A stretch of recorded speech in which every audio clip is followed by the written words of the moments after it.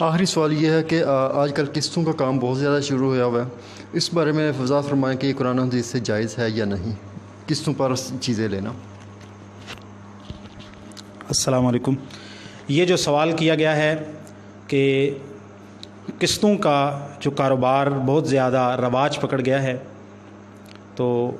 اس کے ساتھ لین دین کرنا کیسا ہے، یہ سوال اگر آپ اگلی نشست کے لیے رکھ لیتے تو زیادہ بہتر تھا۔ ہاں، میں اس کا مجمل جواب بہرحال دے سکتا ہوں جو ہمیں قرآن و سنت سے سمجھ آیا۔ یہ بہت تفصیل طلب چیز ہے کیونکہ اس میں بہت سارے شبہات پیدا ہو گئے ہیں، اس میں علماء کے جو اقوال ہیں یا ان کے موقف سلفی علماء کے وہ بھی مختلف ہو گئے ہیں، تو لہٰذا اس میں پھر پوری بات جو ہمارا موقف ہے اس کو پوری طور پر سمجھانا ضروری ہے کہ ہماری دلیل کیا ہے، اور جو دوسرے فریق ثانی کی طرف سے جو شبہات یا جو مشکلات یا جو اعتراضات پیش کیے جاتے ہیں ان کے صحیح جواب کیا ہیں یا ان اعتراضات کی حیثیت کیا ہے۔ بہرحال مجمل جواب میں یہ دے دیتا ہوں کہ قسطوں کا کاروبار قرآن و سنت کی جو عام کاروبار کے لین دین کے حوالے سے جائز ہونے کی شرائط و ضوابط ہیں، اگر اس پر پورا اترتا ہے تو لہٰذا نقد کی صورت میں چیز کی قیمت کم ہونا اور ادھار اور قسطوں کی وجہ سے اس کا زیادہ ہو جانا، یہ کاروبار کرنا جائز ہے، درست ہے، مباح ہے، اور ہمیں سلف صالحین سے اور تابعین سے لے کر جو ہے محدثین تک، یہاں تک کہ امام ترمذی، امام ابن تیمیہ رحمہ اللہ، اور اسی طرح جو ہے وہ بر صغیر پاک و ہند میں نواب صدیق حسن خان قنوجی صاحب، اور اسی طرح نذیر حسین محدث دہلوی صاحب، حافظ عبداللہ محدث روپڑی صاحب، اور اس کے علاوہ اور بہت سارے علماء، بالخصوص اگر پاکستان کے موجودہ علماء کا نام لیا جائے، حافظ مسعود عالم صاحب، حافظ شریف صاحب، جو ہے وہ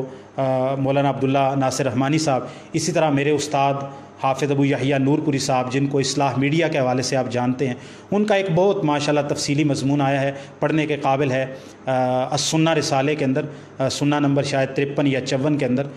تقریباً 50 صفحات پر محیط ان کا مضمون ہے۔ انہوں نے ماشاءاللہ بہت اچھے طریقے کے ساتھ اس بات کی وضاحت کر دی ہے۔ تو ہمارا تو موقف یہ ہے کہ جب آپ کسی سے چیز خریدنے کے لیے جاتے ہیں، یا تو یہ ہے کہ آپ نقد خریدتے ہیں، اس میں کوئی سوال ہی نہیں ہے، یا یہ ہے کہ آپ ادھار خریدتے ہیں، تو آپ اس سے وہ کہتا ہے کہ یہ چیز نقد آپ 10,000 روپے کی لیں، اگر آپ 6 مہینے کی قسطوں پہ لیتے ہیں تو یہ 12,000 روپے کی ہے۔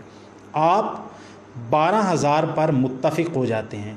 بائع اور مشتری ایک قیمت پر متفق ہو گئے اسی مجلس کے اندر، اور سودا طے ہو گیا، قیمت متعین ہو گئی، وقت متعین ہو گیا، اقساط کو متعین کر دیا گیا، لہٰذا یہ جائز ہے۔ کیوں؟ احل اللہ البیع وحرم الربا، لہٰذا ہمیں ایسی کوئی دلیل صراحت کے ساتھ نہیں ملی جو ادھار کی صورت میں ایک قیمت متعین کرنے کے بعد بھی اس کو صرف اس وجہ سے ناجائز قرار دیا جائے کہ ادھار کی وجہ سے اس میں اضافہ کیا گیا ہے۔ ہمیں ایسی کوئی نص نہیں ملی، بلکہ اس کے برخلاف ہمیں سلف صالحین سے اور محدثین سے اور علماء سے اور قرآن و حدیث کے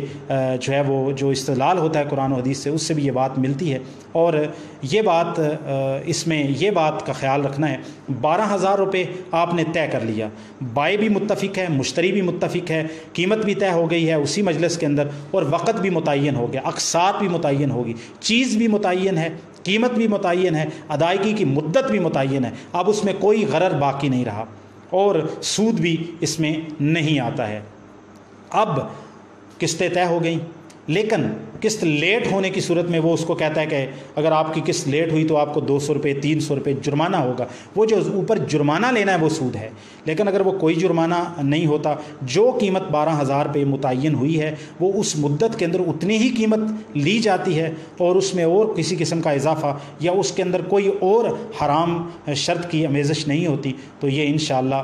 جائز ہے اور اس میں کسی قسم کی قباحت موجود نہیں ہے۔ تمام عرب علماء ما سوائے شیخ البانی رحمہ اللہ کے اور انہی کے ایک شاگرد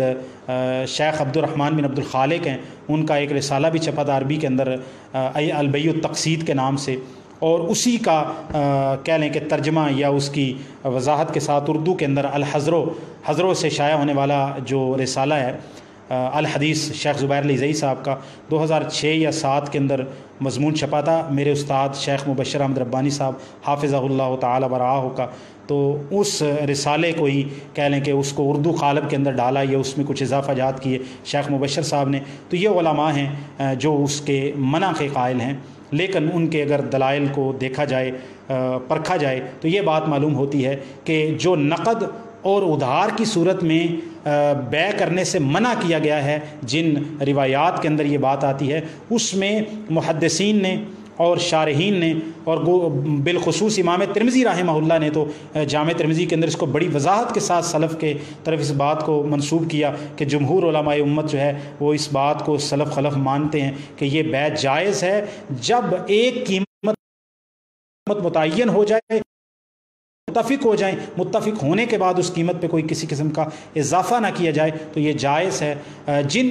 روایات کے اندر یا نقدم بقضا نصیحتم بقضا من باع بیعتین فی بیعۃ فلہ او کسہما او الربا، جو اس کی تفسیر کے اندر باتیں آئی ہیں نقدن بقضا و نصیحہ او نصیحتن بقضا، یہ جو باتیں آئی ہیں اس کی محدثین نے تعریف اور معنی یہ بیان کیا ہے کہ بھئی نقد کی صورت میں اتنا اور ادھار کی صورت میں اتنا ہو تو یا یہ سود ہے یا کم قیمت اس میں سے لے گا. اس کی وضاحت اس نے یہ کی ہے یہ تب ہے کہ جب ایک قیمت متعین نہ کی گئی ہو، جب ایک قیمت پر متفق ہو گئے، ایک قیمت متعین کر لی، چاہے وہ 10,000 والی، چاہے یہ 12,000 والی، چاہے 15,000، یا کوئی بھی قیمت متعین ہو گئی، اور پھر قیمت متعین ہونے کے بعد کہ لیٹ ہونے یا کسی بھی صورت پہ اس پہ کوئی اضافی جرمانہ نہیں ڈالا گیا تو وہ اس کیٹاگری کے اندر فال نہیں کرتا، وہ جائز ہے. ہم تو اس کو جائز سمجھتے ہیں، اور جمہور علماء امت، بلکہ ہمارا تو یہ دعویٰ ہے، ہمارے استاد حافظ ابو یحییٰ صاحب کے مضمون کے سامنے آنے کے بعد بھی ہمارا یہ دعویٰ ہے کہ سلف امت میں سے تابعین، تبع تابعین، محدثین، قرون ثلاثہ میں کوئی ایک بھی ایسا نہیں ہے جو ان شرائط کے ساتھ قسطوں کے کاروبار سے یا ادھار کی صورت میں قیمت کے زیادہ ہونے سے منع کرتا. کوئی ایک بھی سلف میں سے ہمیں ایسا عالم یا ایسا محدث یا ایسا امام نہیں ملا ہے. واللہ عالم بالصواب.